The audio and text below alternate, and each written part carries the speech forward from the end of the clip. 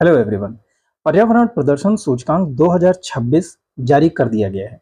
आज की इस वीडियो में हम इसी के बारे में संक्षेप में, लेकिन सारी चीजें जो भी एग्जाम के रिलेटेड जो इंपॉर्टेंट चीजें हैं वो सारी चीजें हम लोग यहाँ पर कवर कर लेंगे। मेरा नाम है अभिषेक और मैं आप सभी का स्वागत करता हूँ आपके अपने यूट्यूब चैनल IQ मंत्रा पर। एक और निवेदन है आप सभी से, अगर चैनल पर आप नए हैं, चैनल को अभी तक सब्सक्राइब नहीं किया है तो प्लीज चैनल को सब्सक्राइब जरूर कर लीजिएगा। तो सबसे पहले हम ये बात करते हैं कि पर्यावरण प्रदर्शन सूचकांक की जरूरत ही क्यों पड़ी। तो इसकी जरूरत इसलिए पड़ी क्योंकि आज हर एक देश डेवलपमेंट या विकास की आंधी में वो आगे बढ़ता चला जा रहा है, लेकिन इस विकास करने के क्रम में वो कहीं ना कहीं पर्यावरण को या पर्यावरण संरक्षण को पीछे छोड़ता जा रहा है, जिसकी वजह से पर्यावरण का डिग्रेडेशन होता जा रहा है। अब पर्यावरण का अगर आप डिग्रेडेशन करते हैं, यानी कि पर्यावरण का क्षरण करते हैं, उसको नुकसान पहुंचाते हैं, तो पर्यावरण भी रिटर्न में आपको नुकसान पहुंचाएगी। किस तरह से? तो वो कई सारी आपदाएं हैं, कई सारी ऐसी चुनौतियां हैं जो पर्यावरण की तरफ से हम लोगों को मिलती है, यानी कि मानव जाति को पर्यावरण की तरफ से भी हमें आपदाएं मिलती हैं। तो अगर हम डेवलपमेंट की आंधी में इतना आगे बढ़ते चले जाएं कि पर्यावरण संरक्षण को ध्यान में न रखें, तो ये कहीं ना कहीं हमारे लिए ही चिंता का विषय बनेगा।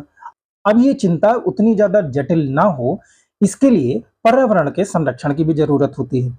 अब पर्यावरण के संरक्षण के लिए हमें क्या करना होता है? जो सारे देश हैं, जो सभी देश डेवलपमेंट की आंधी में आगे बढ़ रहे हैं, तो वो सभी देश डेवलपमेंट के साथ साथ पर्यावरण संरक्षण पे भी काम करते हैं। अब उस संरक्षण के लिए वो देश कई सारी नीतियां लेके आते हैं, कई सारे सुधार कार्यक्रम करते हैं, कई पेड़ लगाते हैं, कई लोग फॉसिल फ्यूल्स की जगह पे रिन्यूएबल एनर्जी का यूज करते हैं। तो कई सारी चीजें हैं, उन सभी पैमानों पर हर एक देश अपने अपने स्तर पर कार्य करता है।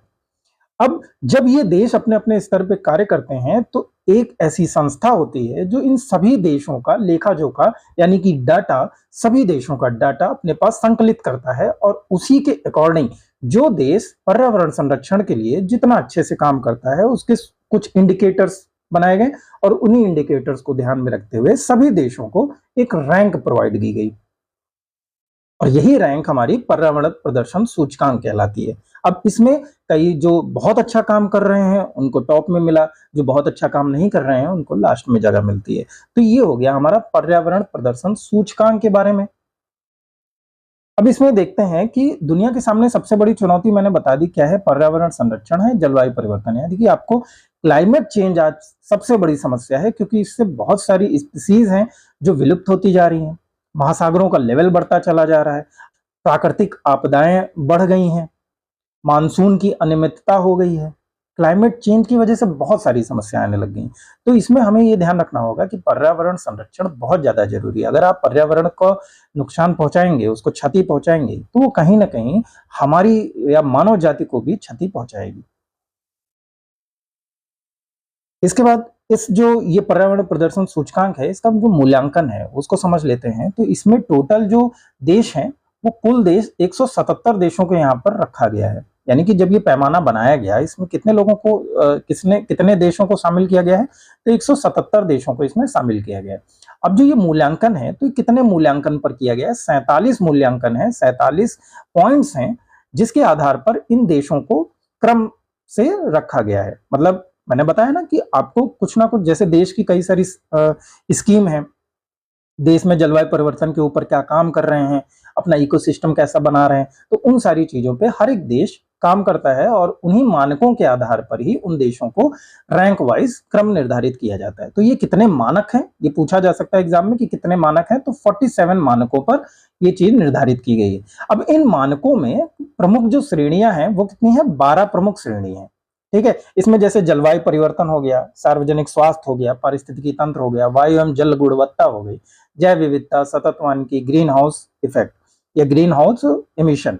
तो ये कुछ जो प्रमुख श्रेणियां हैं वो 12 श्रेणियां हैं। अब ये जो श्रेणियां हैं इसके बारे में अगर डिटेल में बात करें, तो यहाँ पर देखिए, ये इन्वायरमेंटल परफॉर्मेंस इंडेक्स का ही ये एक वेबसाइट है, और इसमें जब आप 12 श्रेणियों के बारे में बात करेंगे, तो यहाँ पर देखिए EPI फ्रेमवर्क दिया हुआ है, जिसमें 47 इंडिकेटर्स हैं, जिसमें 12 मेन इशू है। ये 12 मेन इशू कौन कौन से हैं? यहाँ पर देखिए, क्लाइमेट चेंज मिटिगेशन हो गया, फॉरेस्ट हो गए, ग्रीनलैंड हो गए, फिशरीज हो गई, air pollution, agriculture, water resources, और इसके बाद air quality, sanitation and drinking water, heavy metals, waste management और बायोडाइवर्सिटी एंड हैबिटेट।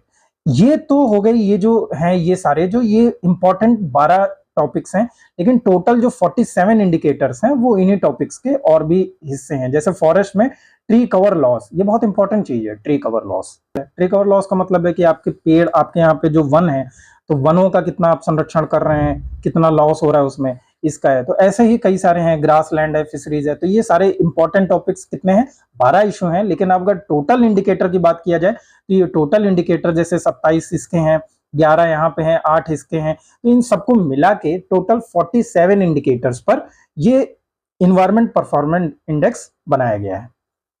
अब बात करते हैं इस सूचकांक के निर्माता, मतलब ये सूचकांक जारी कौन करता है। तो दो यूनिवर्सिटी हैं, एक हमारी येल यूनिवर्सिटी है और एक कोलंबिया यूनिवर्सिटी है। ये दोनों मिलकर ही इस इन्वायरमेंट परफॉर्मेंस इंडेक्स को निकालते हैं। साथ ही साथ ये मैकलन मैकबेन फाउंडेशन जो है वो इसमें एक सहयोगी की तरह काम करता है। लेकिन एग्जाम में आपको ये दोनों ही याद रखने हैं, येल यूनिवर्सिटी और कोलंबिया यूनिवर्सिटी, ये दोनों मिलकर संयुक्त रूप से इस सूचकांक को जारी करते हैं। अब बात करते हैं 2026 के जो शीर्ष देश हैं, यानी कि जो टॉप कंट्रीज हैं इस परफॉर्मेंस इंडेक्स में, वो हम लोग देख लेते हैं। तो सबसे जो नंबर 1 पे है वो है एस्टोनिया, जिसका ईपीआई जो स्कोर है, ईपीआई स्कोर 74.79 है। देश है एस्टोनिया, याद रखेंगे। सेकंड नंबर पे लग्जमबर्ग है, थर्ड नंबर पे यूनाइटेड किंगडम, फिर फिनलैंड, फिर नीदरलैंड। आपको जनरली याद रखना है फर्स्ट रैंक पे, यानी कि टॉप जो कंट्री है इन्वायरमेंट परफॉर्मेंस इंडेक्स में, वो कौन सा है, वो एस्टोनिया है। अब इसमें आप देखेंगे कि इसमें सारे ही जो ये कंट्रीज हैं, ये सारे कंट्रीज नॉर्मली आपको दिख रहे हैं कि सारे कंट्रीज लगभग यूरोप के ही हैं। तो इस सूचकांक में आपको यूरोप का वर्चस्व दिखाई देगा, क्योंकि शीर्ष 10 में अगर बात करें तो जर्मनी, फ्रांस और नॉर्वे, स्वीडन, ऑस्ट्रिया, यही सारे कंट्रीज है। तो इसका एक व्यापक रीजन अगर सही से मैं ये बताऊं तो ये है कि जो यूरोपियन कंट्रीज हैं वो विकसित हो चुके हैं। आज की जो समय है, आज के समय में यूरोपियन कंट्रीज सारे विकसित हो चुके हैं। सभी लोगों ने जो परंपरागत स्रोत थे, जो कोयला था और जो भी चीजें थी, उन सब का अच्छे से यूज करके आज वो टेक्नोलॉजी के यूज से अपने आप को इतना डेवलप कर चुके हैं कि आज वो रिन्यूएबल एनर्जी का यूज कर रहे हैं, हाई लेवल की टेक्नोलॉजी का यूज कर रहे हैं। अभी जैसे एक एग्जांपल मैं आपको बताऊं कि भारत में ही अभी बहुत सारे ऐसी जगह हैं जहां पर एलपीजी सिलेंडर, या फिर यूं कहें कि जो पाइप वाले सीयूजीएल की जो पाइप आ जाती हैं, गैस की लाइन लगती हैं, वो अभी उन घरों में नहीं पहुंचा है। अभी बहुत सारा ऐसा तबका है जहां पर आज भी लकड़ी या कंडे से चूल्हा जलाया जाता है। तो ये इन सब मामलों में यूरोपीय देश जो है वो सब आगे निकल चुके हैं, वो सब टेक्नोलॉजी वाइज बहुत ज्यादा डेवलप हो चुके हैं।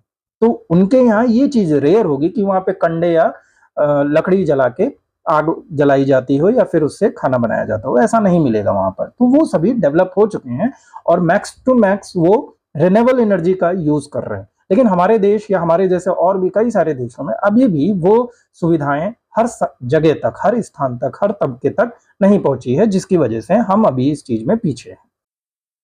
हम बात करते हैं भारत की। तो 2026 का जो सूचकांक है वो भारत के लिए बहुत ही चिंताजनक है, और ये इसलिए क्योंकि भारत का जो स्कोर कार्ड है ना, तो टोटल मैंने आपको बताया इसमें कितने देश शामिल हुए थे, 177 देश शामिल हुए थे, जिसमें भारत की रैंक नीचे से सेकंड है, यानी कि सेकंड लास्ट, 176वीं रैंक है भारत की। भारत की इस सूची में नीचे से दूसरे स्थान पर है। इसमें सबसे लास्ट का जो कंट्री है, यानी कि 177वीं रैंक पर कौन है, वो है लाओस। ये भी एक एशियन कंट्री ही है, और इसके ऊपर जो एक देश है वो हमारा है भारत देश 176 में। और ये बहुत ही ज्यादा चिंता का विषय है कि भारत जैसे देश में हम इन्वायरमेंट प्रदर्शन के रैंक में इतने पीछे हैं। और इससे पता चलता है कि भारत में पेड़ों की कटाई या पर्यावरण पर जो काम चल रहे हैं, जो नीतियां बनी हुई हैं, उसमें कहीं ना कहीं सुधार की जरूरत है, उसमें कहीं ना कहीं स्ट्रिक्ट होने की जरूरत है। और ये एक जो जमीनी स्तर की जो चीज है उसको ये चीज उजागर करती है कि बहुत सारी चीजें ऐसी हैं जो इम्प्लीमेंट सही से नहीं की जा रही हैं। आप उसको ऑन डॉक्यूमेंट तो कर दे रहे हो, बट इम्प्लीमेंट नहीं हो रहा।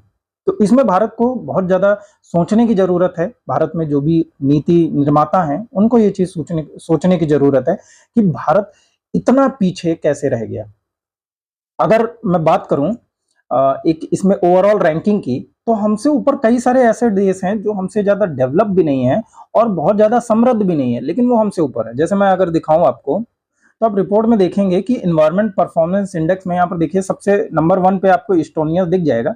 ये उसका ईपीआई स्कोर आ गया, रैंक 1 है।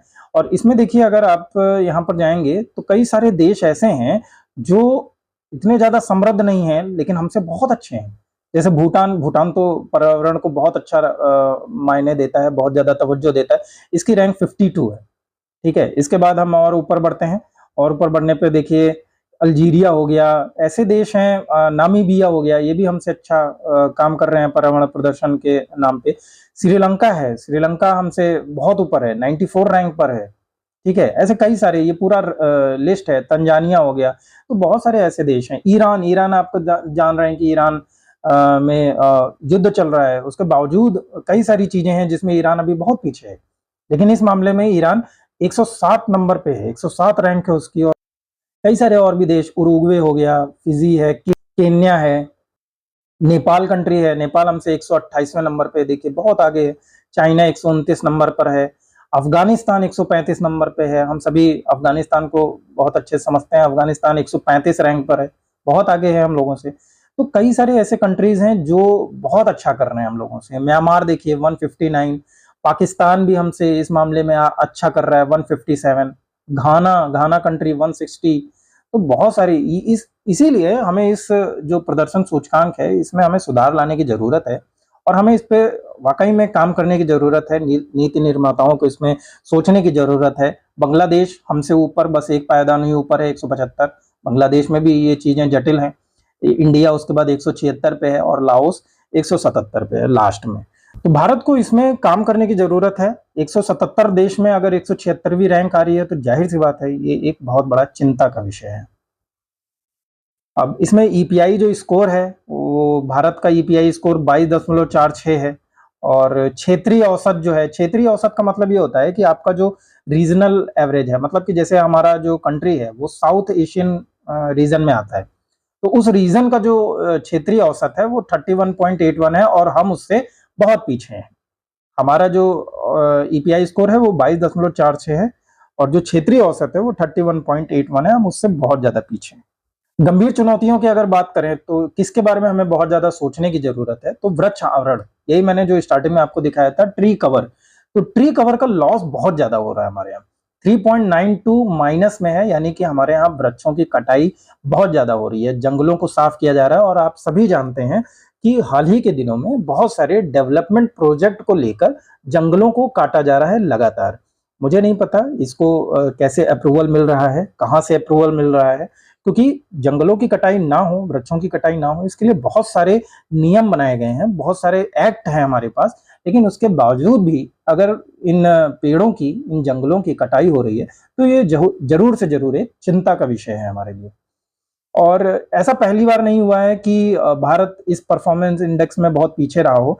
इससे पहले भी ये 2022 का जो सूचकांक आया था, उस सूचकांक में भी 180 देशों को शामिल किया गया था, और उसमें ये 180 नहीं है, 180 देशों में 176वीं रैंक आई थी भारत की। तो उस समय भी हम बहुत ही पीछे थे, हमारा लगभग निचला ही स्थान था 180 देशों में। और वर्ष 2026 में जो रैंक आई है उसमें 177 में 176 नंबर पे आ गए। तो पिछले में भी हमारा कुछ बहुत ज्यादा सुधार नहीं था, इस बार भी हमारा कुछ बहुत ज्यादा वो नहीं हुआ है। ओवरऑल अगर देखा जाए कि 2022 में जो हमारा ईपीआई इंडेक्स था, जो ईपीआई स्कोर था, वो उससे हमारा अभी का 2026 का जो ईपीआई स्कोर है वो बढ़ा है। तो ये एक अच्छी चीज है। बाकी हम अगर सारे देशों की लिस्ट के बारे में बात करें तो हम बहुत पीछे हैं, 176वीं रैंक मतलब बहुत पीछे हैं, और ये जरूर एक सोचने का विषय है। अब इसमें भारत का क्या कहना होता है, भारत ने 2022 में जब ये रिपोर्ट आई थी तो भारत पर्यावरण वन जलवायु परिवर्तन मंत्रालय ने इस रिपोर्ट को खारिज कर दिया था।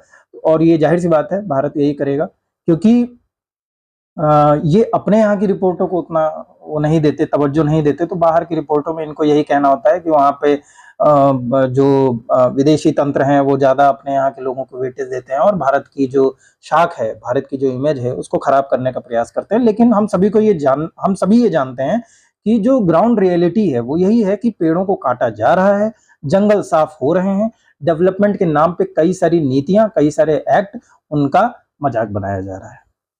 अब अगर भारत 177 में 176 नंबर पे है, यानी कि हम ये एक बहुत जटिल विषय है, बहुत चिंतनीय विषय है कि हम उन एक्ट पर, उन नीतियों पर सही से काम नहीं कर रहे हैं और हमें उन चीज़ों पर जो पर्यावरण संरक्षण के लिए ज़रूरी हैं, उन पर अच्छे से काम करना चाहिए।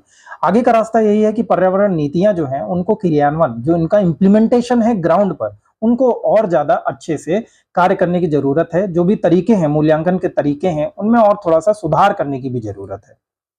तो इस वीडियो में इतना ही। आप सभी की क्या राय है? मैंने जो भी यहाँ पर बताया, जो भी समझाया, आप सभी उससे सहमत हैं या नहीं हैं? आपने जो भी सजेशंस हैं, जो भी आपके विचार हैं, वो सारे विचार आप कमेंट बॉक्स में ज़रूर लिख सकते हैं कि भारत क्या ये जो सूचकांक है, ये सही है? और अगर आप ऐसा मानते हैं कि नहीं, ये सूचकांक सही नहीं है, गलत है, तो फिर अपने सुझाव ज़रूर दीजिए कि गलत क्यों है और आपकी क्या राय है इसके बारे में। तो सभी जो भी आप बोलना चाहते हैं, कमेंट बॉक्स खुला हुआ है आप सभी के लिए, आप उसमें अपनी-अपनी राय लिख सकते हैं। वीडियो पसंद आई है तो वीडियो को लाइक जरूर कर दीजिएगा। चैनल अभी तक सब्सक्राइब नहीं किया है तो प्लीज चैनल को भी सब्सक्राइब जरूर कर दीजिएगा। तो इस वीडियो में इतना ही। मिलते हैं नेक्स्ट वीडियो में किसी नए टॉपिक के साथ। तब तक के लिए धन्यवाद। जय हिंद।